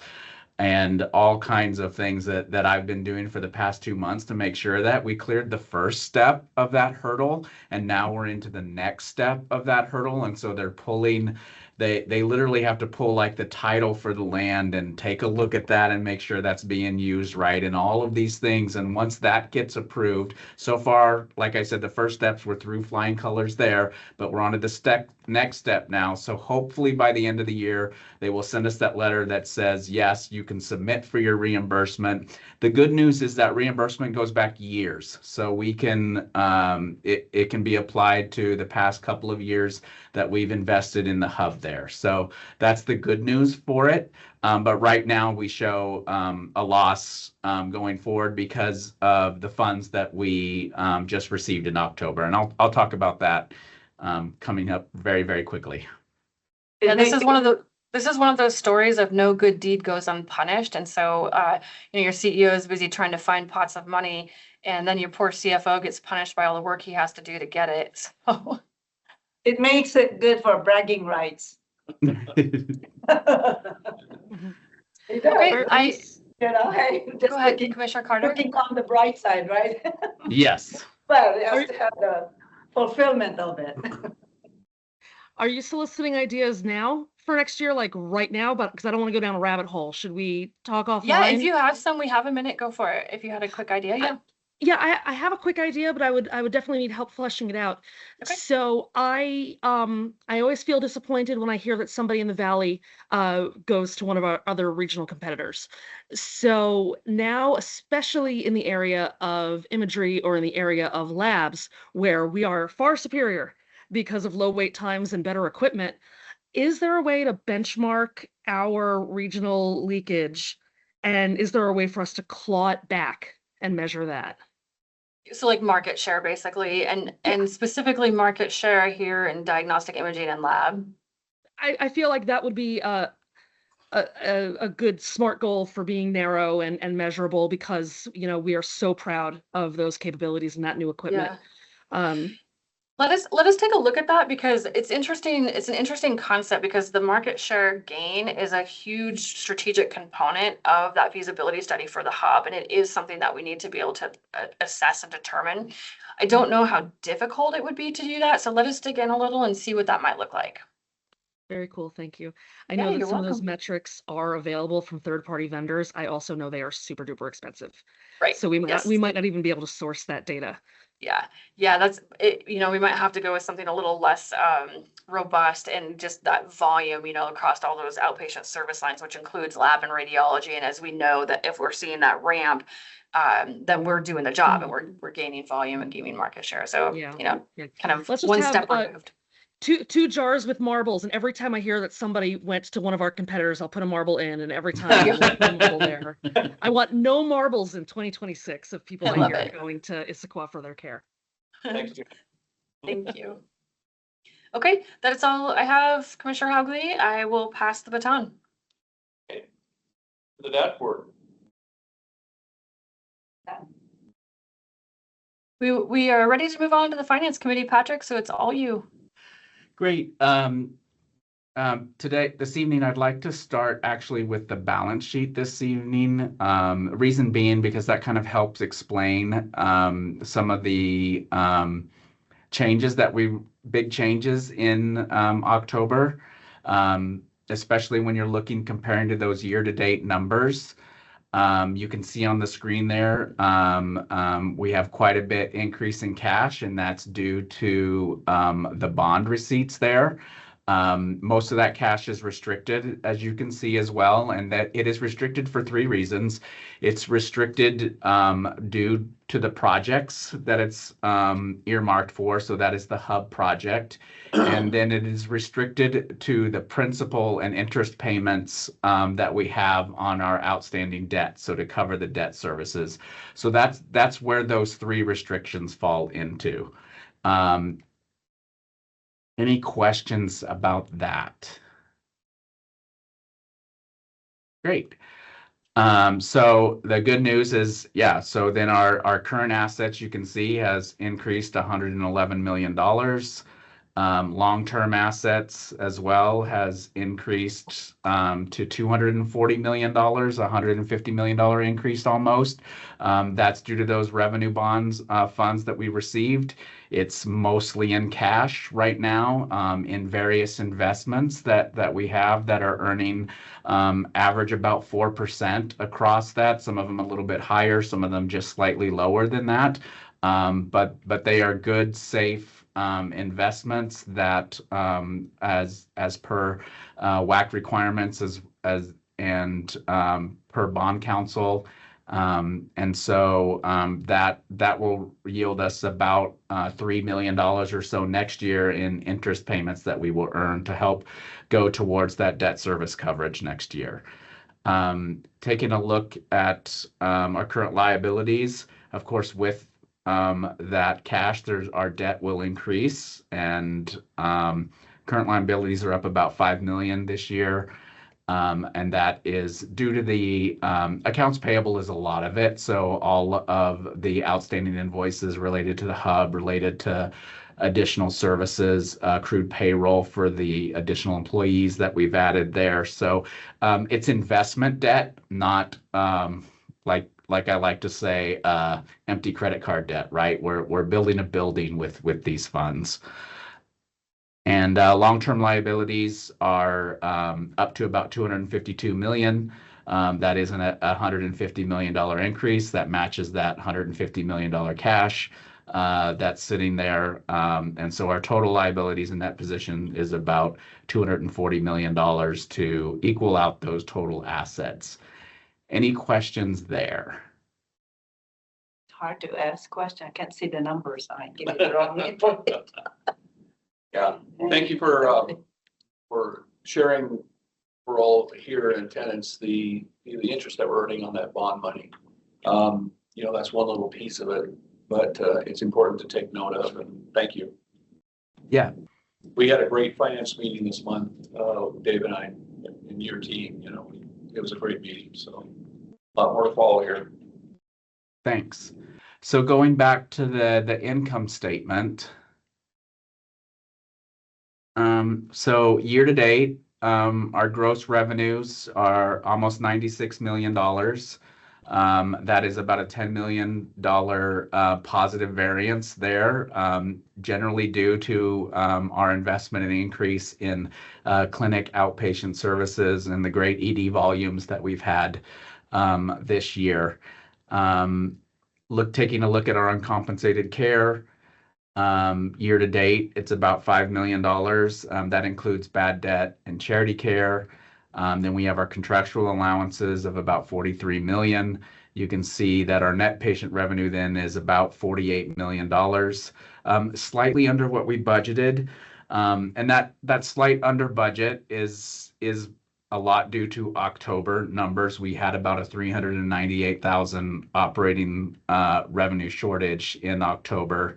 That is due to some lower censuses that we had up on the med-surg unit there. That has recovered in November. We are sitting at 23 patients up there now. We had up to 26 patients there earlier. So the good news is that November is looking way better, but October was a slow month. There were a couple of issues in regards to that. We were installing a new nurse call system, and we had, during that system install, we had a couple of rooms that were offline during that time, so we were not able to house patients in that area as well. So that going in there reduced, of course, the availability to generate revenue from those couple of rooms there. But overall, the volumes were down to about 14 patients a day in October. And year to date, we've been averaging a little over 19. So a slow month there. Patrick, sorry to cut in. No, that's okay. Someone might be interested in finding out why our uncompensated care deduction is so far off from what we budgeted. Yeah, that's a great question. So there's a couple of issues. When we budgeted last year, we consolidated uncompensated care and contractual allowance in all one bucket there. And so this year we have broken out that amount. And so having that amount broke out, you can see that it is, we actually budgeted 8 million and we're actually under that number there. So we're only about 4.7 million to date. And so we do not have as much bad debt, I believe, right? That's what it's, if you scroll up a little bit more for me there. Do we So- all Medicare bed versus Medicaid bed? Pardon? Do we have a number of Medicare beds? Generally, And most of our Medicaid. patients are Medicare, except for the acute care patients that come in there. But yeah, it's well over, and we include Medicare Advantage in that number, Emma. So it's well over 80% that those patients are Medicare up there on the floor. Are we're not turning anyone away? No, no. That figure is deceptive, I think, in a way, and I just want to make sure that everybody understands we're still doing what a public, Yes. district should be doing, is helping everyone. So I just wanted to make sure everyone understood that. Yeah, and we are in a fortunately low Medicaid, low Medicare area as well. It's just our demographics are not high in those numbers. So that's one of the advantages that we do have. But as that population changes and ages, we will see more Medicare patients coming to us, especially as we add more of the specialty services too. A lot of those patients on the outpatient side are going outside of the district. Yeah, Thank David, you. thank you for the comment on that uncompensated care. And Patrick, thank you for your response. It's easy for someone to look at that, Dave. You're absolutely correct. When we have a budget of 8 and they're at 4.7, to think that are we turning people away? And that's absolutely not the case at all. No. Yeah, it's real good point of distinction. Thank you. Yeah, and if you take if we could compare to last year, the uncompensated care is higher than it was last year. So 2024 uncompensated care was about 4.2 million. So it's a bigger number this year than it is last year. Total operating revenue, you can see we're at about 449 million. That other revenue is the SNAP funds, the directed payments that we receive, as well as rental income and things like that fall into that other revenue category. So about 49 for the year, basically right on what we've budgeted for 2025. Taking a look at expenses, salary expenses are right around budget. Biggest change, of course, is our pro fee. We've talked about that before. That is a large portion of that pro fee expense, of course, is our ED physician group that we have, as well as agency staff that we have under the contract label. But that number you can see is under budget as we've shifted away from some contract labor to direct hires, especially in the ED and up on the floor there compared to last year. So those are good trends that we are seeing with the agency. I've always been impressed with the rapid reaction that our managers can have in controlling labor in times where there's, obviously a change in volume in a specific department, if you will, and how quickly they respond. It's almost like they're intuitive. But kudos to their control. Are we still using Puget Sound physicians or Sound physicians? Yes, That we still right? use Puget Sound Okay. physicians for the ED physicians. No, we want that kid. Oh, anyway. Okay, so we still have them. They're still Yeah. managing our ED department, correct? Pardon? Are they still managing our ED department? They don't manage the ED department. No, they are just the physicians in the ED. Puget Sound physicians. We manage the emergency room department and have for a couple of years. Thank you. Good All question. right, thank you. Mm-hmm. Okay, Patrick. So year to date, we have an operating income of about $104,000. That went down about $380,000, as I mentioned, due to the lower revenues that we had in October. Of course, the big expense you can see is below the line expenses. We call it below the line because it's non-operating. It's your investments, it's your interest income, and then your debt services, and those related expenses for financing. The big number is that $3 million for the bond issuance there. So it's an accounting rule that we have to incur that expense when we receive those funds. A few years ago, you could amortize that expense across the length of the bonds. You're no longer, that's no longer GASB rules. It was GASB 65 that made that change a few years ago. The purpose of that is to show that the true cost of financing at the same time that you receive your investment funds there. But since that's the below the line revenue, as we've mentioned earlier, all those grants that we have, we should see a big chunk of that hit, 3 million or so by the end of the year to offset those issuance and finance costs. So we will be back on the positive side, if not by the end of the year date, definitely by the financial audit that will happen in the spring there. So while it is a bad month as far as expense goes and net income goes, those numbers will be offset as we get to recognize that income when it comes in. How much more do we owe with our LTGO bond? Have we reduced the debt? That's a yes. We always reduce the debt every year, Emma. So we make a principal payment and then we make an interest payment in June, and then in December of every year on all of our outstanding debt, we make principal payments and an interest payment. So our debt over the years has gone down multiple tens of millions of dollars since the hospital. What is it now? Well, now it's $250 million of debt because we just issued the revenue bonds. So the new debt has not, of course, been paid down. That money, the new debt service is interest only payments for the first 2 years while we are building the building, and then we will start to make principal payments in year 3. Boy, Yes. that's Yep. we're gonna. Yep. Had we not Harsh. obtained issued revenue bonds last December and this year, we would have been under 90 million. We would have be, yeah. Somewhere around 88 million from, if you recall, when we opened the hospital, we were almost 110 million.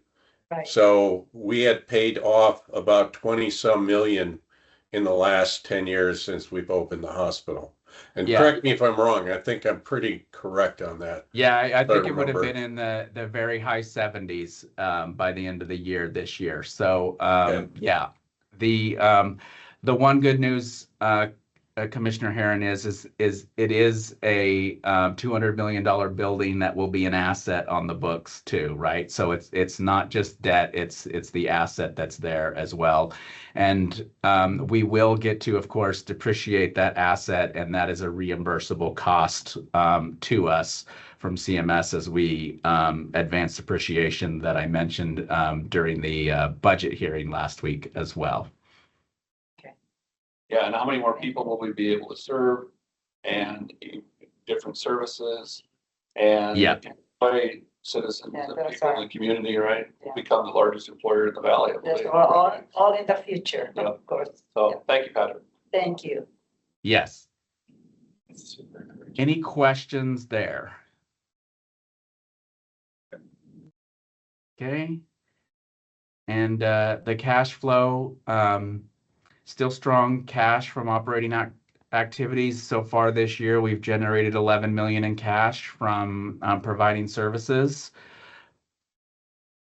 And we have of course, invested in the hub, and you can see that 22 million that we've invested in the hub, as well as North Bend, and some of the other small capital projects that we have there. So we've invested about 29 million, and then you will see below that there is cash flow increase from our investments, that 135 million there. So cash currently is 156 million, almost 157 million that we've generated in positive cash in 2025. What's our property tax revenue now, roughly? Our property tax revenue for the budget for next 24. year is $4.6 million. 0.6. This year, we're gonna get about 4.34, something like that. Yeah. I always ask that question because just the disparity between what we collect in taxes versus what we produce through operations and service to the community. Yeah, before the current hospital was built, as we know, the percentage of tax revenue was close to 30% of our total revenue that we had during that time. And now, once we go forward with the new building going, it will be less than 3% of our revenue. So most of the revenue that we generate is from operations. Thank you. That's a great story. Yeah, if you have a $1.5 million house, you're paid about $350 a year for your tax to the hospital district, and we're able to provide services that generate this year a little over $100 million of gross revenue from that. Thank you. All right. So taking a look at your days cash, you'll see that number's about 100 there. That's where that number is probably going to be as we continue to have positive trends with our AR numbers being very healthy right now. And the other days of cash would be, this is free cash that we have in our days cash there. So this is the cash that we have available for operations. So it's about 100 days of cash. It is, but it has days of cash going down. Going down. But just to let everybody know that that's not all of our cash. That's just the restricted cash or unrestricted cash. Yeah. Correct. And Emma, the reason that graph went down so much is because the bond covenants for the new revenue bonds that we receive changed the way that we are required to compute days of cash. So for purposes before we issued the revenue bonds, we were including the cash that we had from the LTGO funds and things like that as available to us. Now that goes into the restricted cash section, so that's why that number drops down. But overall, we've generated $11 million of cash from operations this year. So while that number on the graph looks like it's dropped a lot, we've had steady operation cash the whole year at that number. So we generated $11 million. That's extra? This year in 2025, yes, we've generated $11 million of cash from operations. Okay. The AR days are in the 40s, so that number has been steady down there. Like seeing that.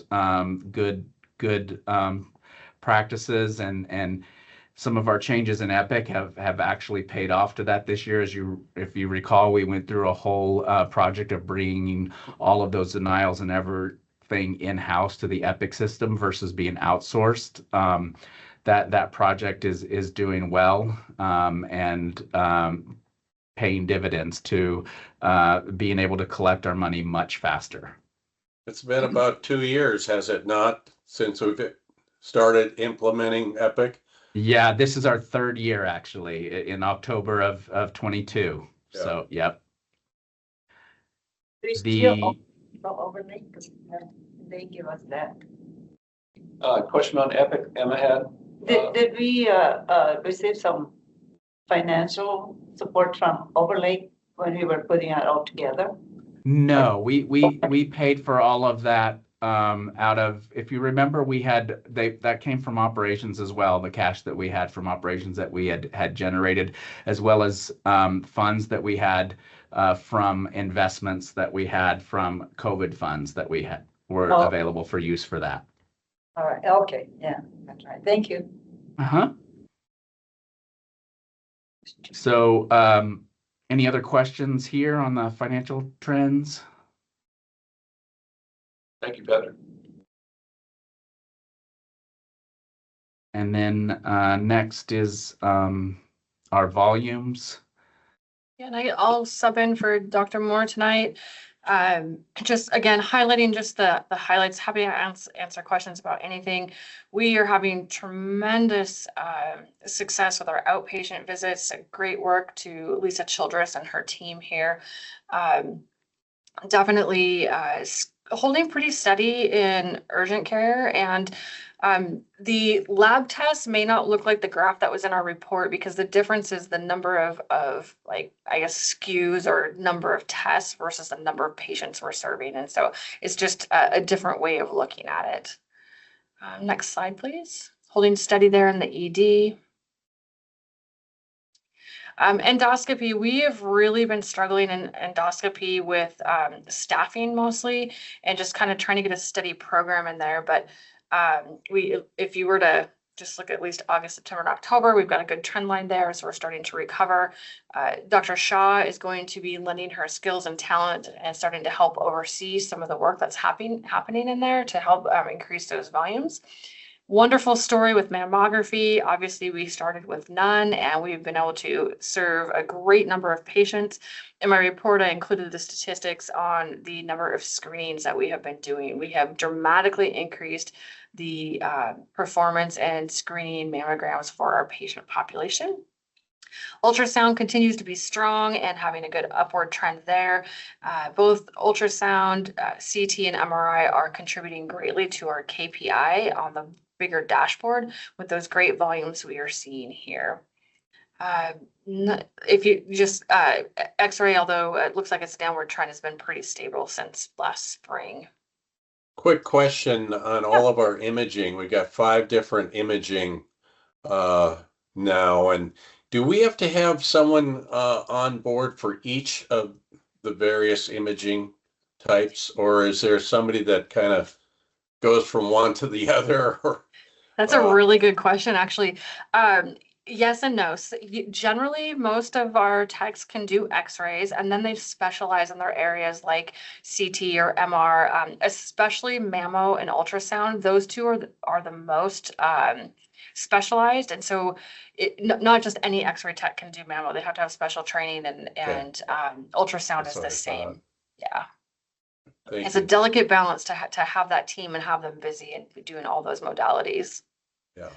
Yeah, I had a great experience with the X-ray and the MRI with the same individual back to back, and I didn't have to wait for a second visit or hours or days in between those images. So it was really a great customer experience that I had. Thank you. They're very consistent with the feedback we get from most of our patients. The imaging team is one of the teams that we actually look to for best practice to help other departments that want to implement some best practices. So they do a fantastic job. All right, next slide there, Jen. All right. We were watching the emergency visits and admissions to the floor. This is really important. You can see from July till now, we've had a great upward trend in the number of admissions when patients come into the ER. And Manager Abby Wallen mentioned today, Trish, correct me if I'm wrong, but I think she said we only transfer 8 to 9% of our patients. So that is an amazing statistic. If you think about it, that means we're either discharging to home or we're admitting them here. So that's a really good stat that we'll continue to watch.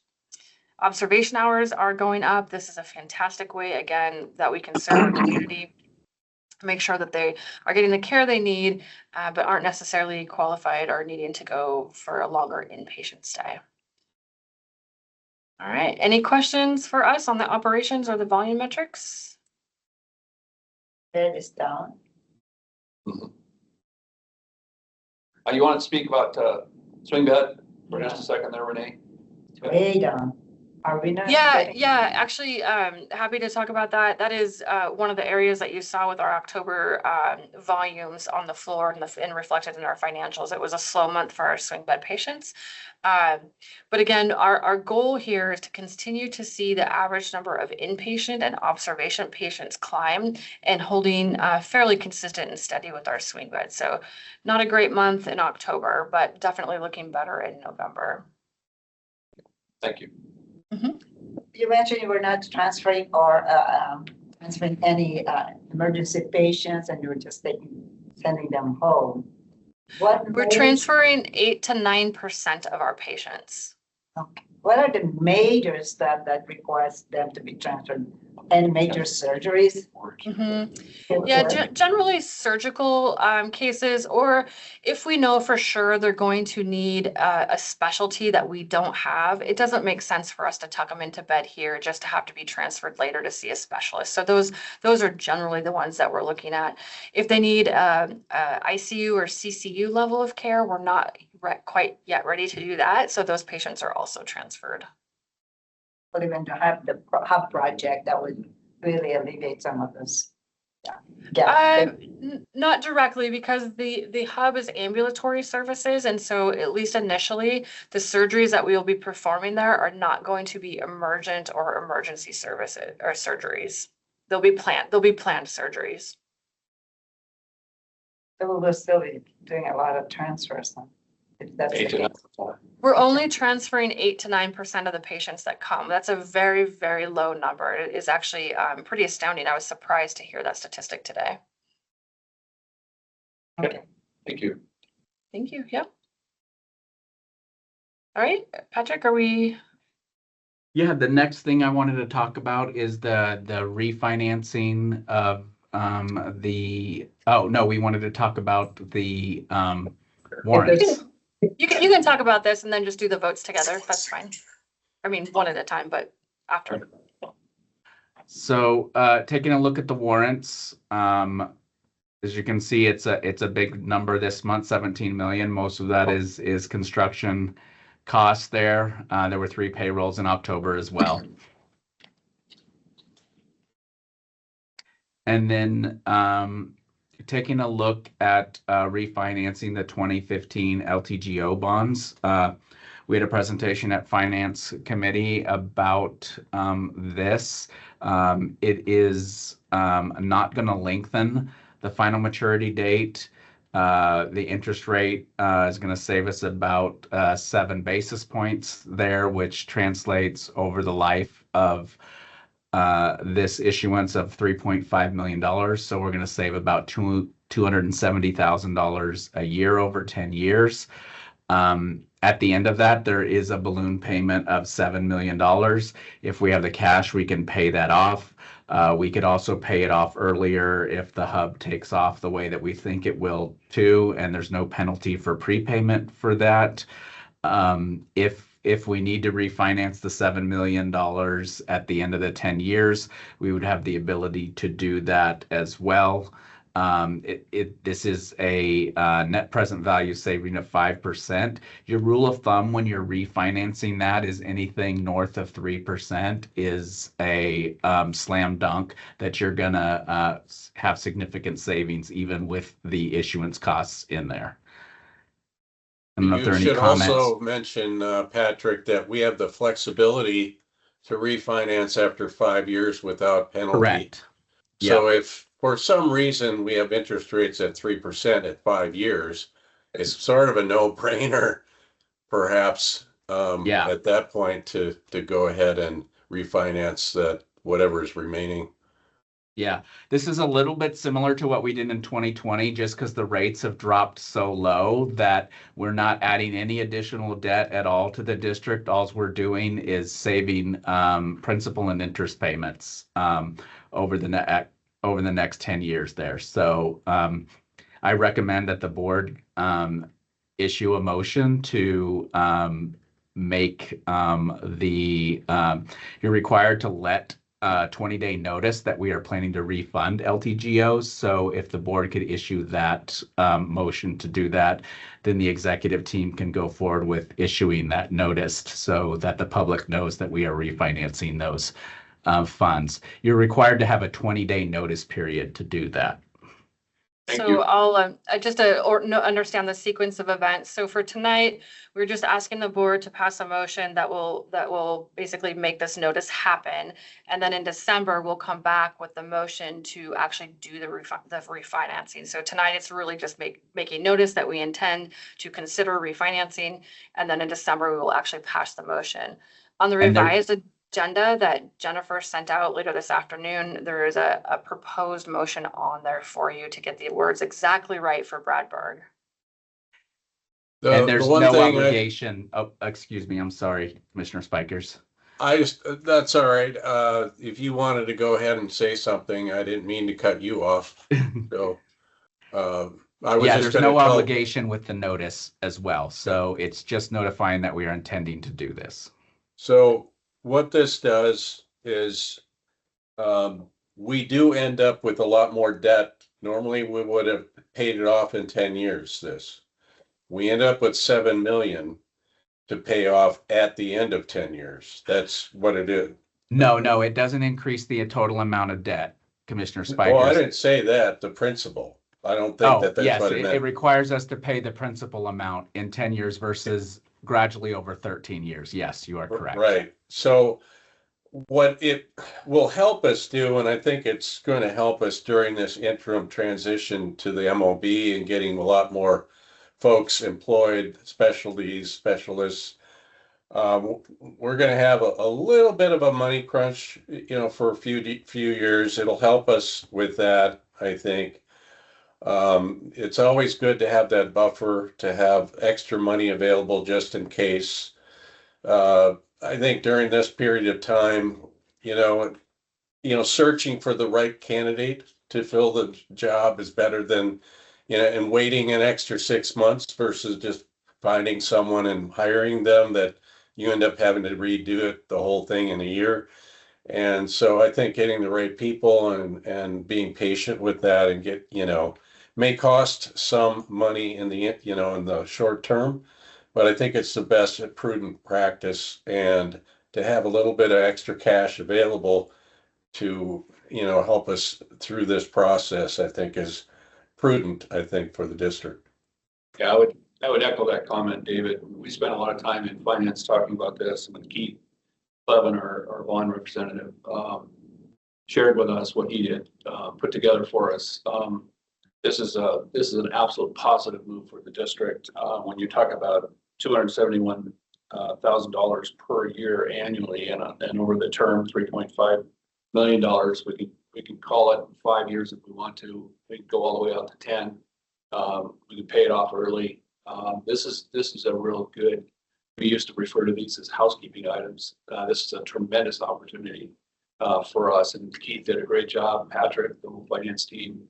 And like I said, Dave and I spent a lot of time on this, asking questions. It was really just a big win for the district. So thanks for all the work you did there. It also frees up 1.5 million in restricted cash as well. That was That's my currently under second. That was just, I'm glad you mentioned that. So Thank you. And Patrick, don't we have any revenue bonds that may be maturing sometime in the near future?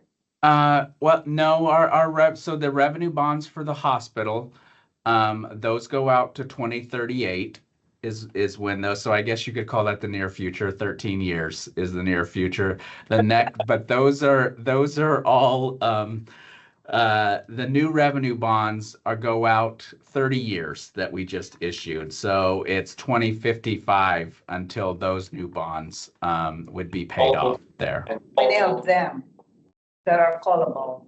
And they're called. They would call in 10 years. So we could refinance in 10 years, or you could pay off the principal in 10 years if we got $250 million to pay that debt off.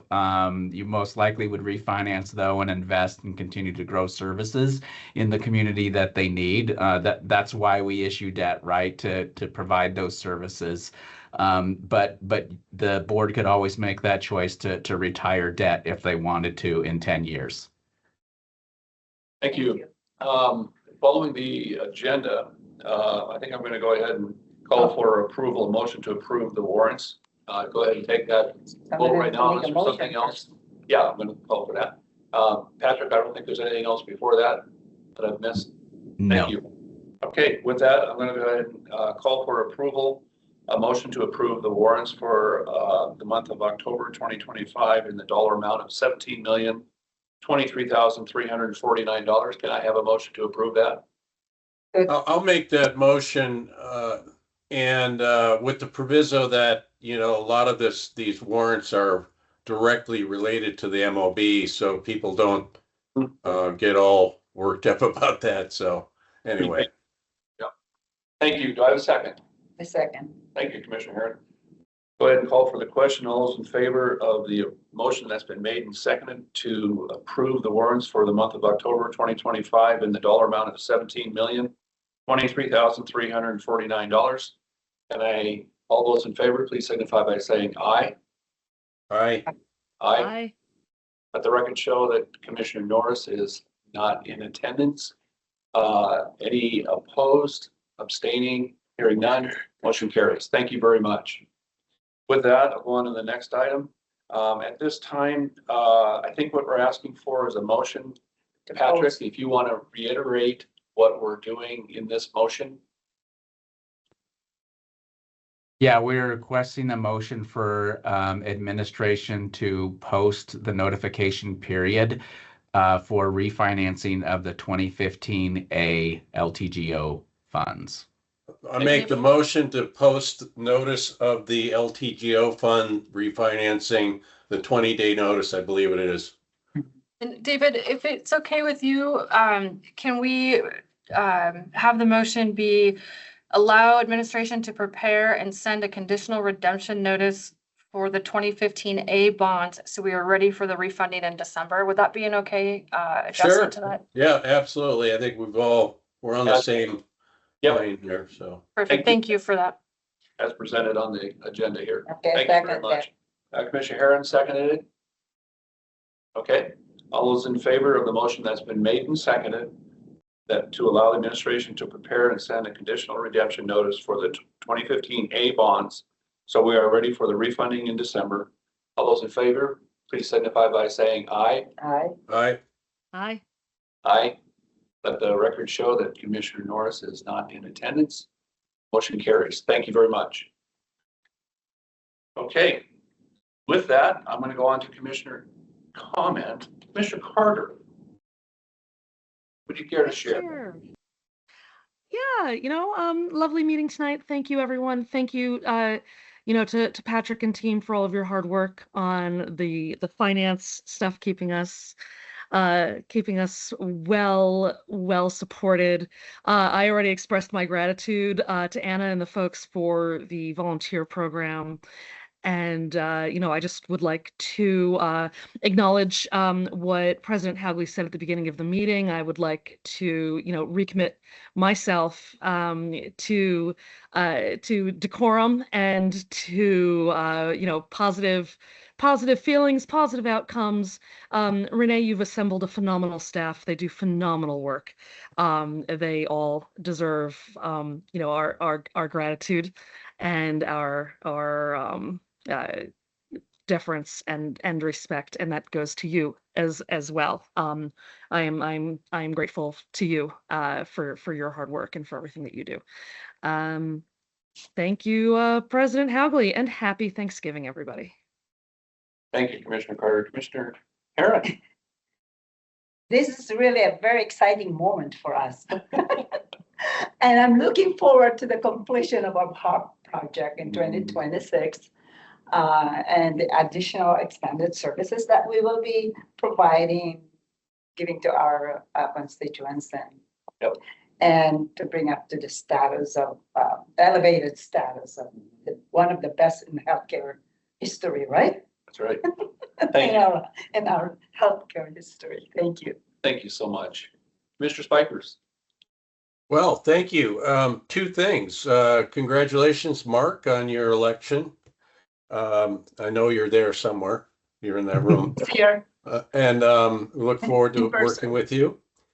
Second, last night, there were so many people there. I was afraid perhaps that we were violating the occupancy parameters. That it was pretty packed. We were sardines in that place.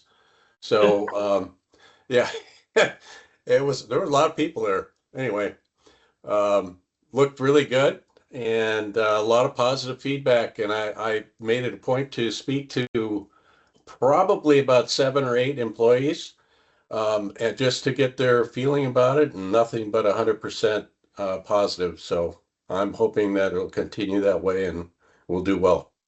All right. Thank you, Commissioner Spikers. I also would like to congratulate, I thought the total thunder was going to be stolen from me, but hey, Commissioner Carter, Jen, congratulations and thank you so much for your commitment to service to the people of Suquamish. I forgot she was running. I forgot you ran. Thanks, David. Sorry. You just got sucked right in there. Yeah, No, I had the easiest campaign ever. Thank you folks for not filing anybody against me. Yeah, absolutely fantastic. And thank you so much for your contributions. And just your decorum and everything that goes along with your presence. So thank you, Jen. And Mark, welcome Commissioner Bowers to me. Welcome. I'm really looking forward to swearing you in. I tell you what, it's coming soon. And I'm really excited about working with you, Mark. So I'm so excited to join this team. You guys are amazing. yeah, it's a good time. There's been a lot of sweat and tears and all of that. But I want to say also that again, last night, standing room only, again, it all started with a vision. Oh, I think we should do a clinic in the valley somewhere. Oh, we just found a location. Oh, we have some architectural designs. We got some new things. Oh, we got to hire some new people. We got to put some signs up. And last night, it was there. And we had the chamber there. We did a ribbon cutting. And it was just, it's the realization of a dream, worthwhile dream and goals that comes together. So thanks so much for everyone that had a big part of all that. Excited about all the new practitioners that we're hiring and bringing in, again, to provide service to the citizens that we serve. And I wish everybody, in closing, just a great Thanksgiving family time. Be safe. And I look forward to, let's see here. Oh, hold on. I got a quick announcement here. Thank you, Jennifer, regarding the Chelan conference in June. There was a communication that went out today. Be sure to please take note of your email and take note of the registration that needs to be completed fairly soon. We also have, just lastly, again, this is for Shauna and team, about our submitting our reports as commissioners at the end of the month as we come into the holidays, and we have our new system that we want to have be smooth as it gets activated, if you will. Commissioner Hugley, can I clarify 2 really important things with that? Absolutely. First, for Chelan, it's a little bit different this year. Let Jennifer know if you would like to attend. She will get you registered, but you need to make your room reservations. That will be your responsibility. She's provided the link, so just being really clear. And then we will reimburse you for your room when you submit your receipts for those. On your stipends, and listen really carefully, we switched to a new system on Sunday. You need to submit your reimbursements tomorrow. So anything for the board meeting and previous needs to get in tomorrow, or you will cause havoc for our finance team. So please, please, please get those in, get those to Jennifer, and we will make sure they get processed in our current system. And then we'll start fresh again next week, moving forward with any new stipends. So, and I promise Shauna, I'd be very clear about that. So. Duly noted. Thank you.